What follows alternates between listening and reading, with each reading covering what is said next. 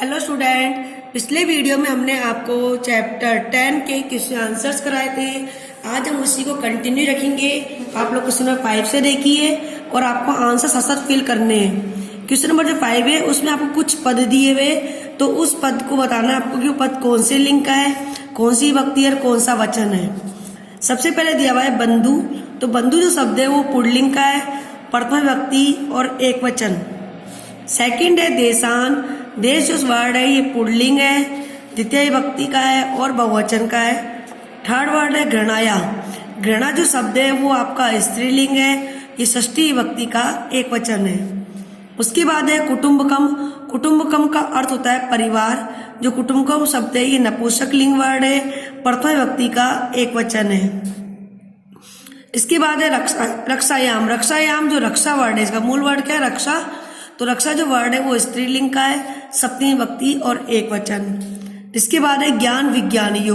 तो ज्ञान विज्ञानियो शब्द है ये पुल्लिंग का है, षष्ठी विभक्ति का और द्विवचन है। ऐसे बोलते हैं रामस्य रामियो रामणाम। तो रामियो वो ये ज्ञान विज्ञानियो, तो पुल्लिंग का षष्ठी विभक्ति का द्विवचन है। तो आप इसको अपनी बुक में फिल कर लीजिए बेटा।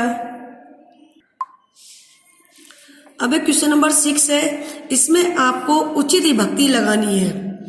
जो कोष्टक में ब्रैकेट में जो वर्ड दिए हुए हैं, इस वर्ड की आपको सही विभक्ति उचित विभक्ति लगानी है। जो एग्जाम्पल दिया हुआ है विद्यालयम उभयते वृक्षा सन्ति।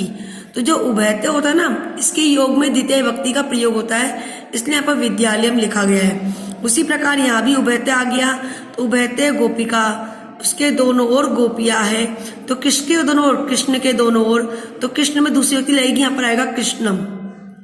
सेकंड है ग्रामम परिते गोचारण भूमि। तो ग्रामम है ना, वो द्वितीय व्यक्ति लगा रखी, ग्रामम लगा रखा है क्योंकि परिते के योग में दूसरी व्यक्ति का प्रयोग होता है।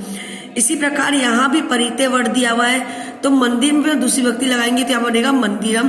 तो मंदिरम परिते भक्ता, मंदिर के चारों ओर भक्त है।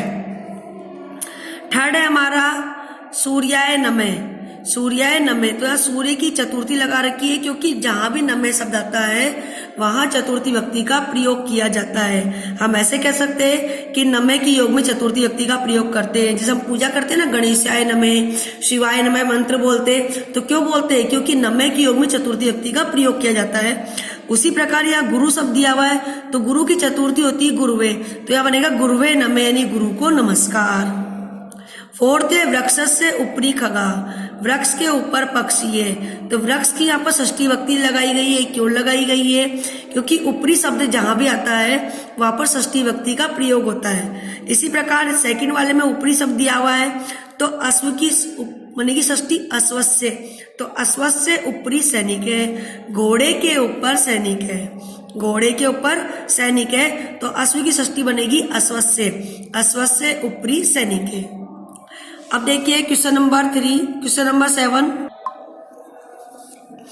क्वेश्चन नंबर 7 है कि आपको कोष्टक में 2 वर्ड दिए हुए, इनमें से उचित वर्ड यानी सही वर्ड चुनकर आपको रिक्त स्थान की पूर्ति करनी है।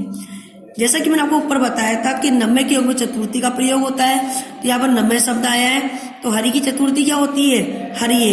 यहाँ पर क्या बनेगा? हरिये नमः, हरिये नमः। उसी प्रकार सेकंड है परिते। तो परिते में बताया था दूसरी विभक्ति का प्रयोग होता है, तो ग्रामस्य ग्रामम, इन दोनों में से बनेगा ग्रामम।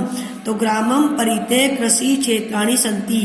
गांव के चारों ओर किसान के खेत है, खेती करने योग्य खेत है।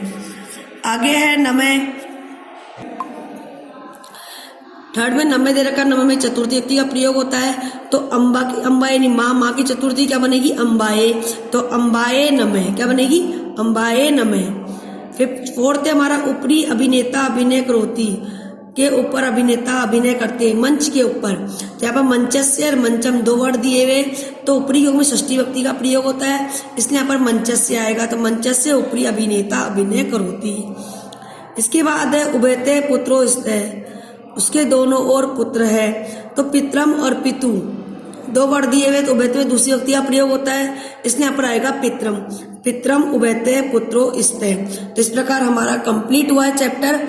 आपको इस चैप्टर के पूरे क्वेश्चन आंसर अपनी पेयर कॉपी में करने हैं। इसको आप देखकर फिल कर लीजिए अपनी बुक में और पूरे क्वेश्चन आंसर अपनी बुक कॉपी में कर मुझे इसको वर्क सेंड कर देना। Thank you.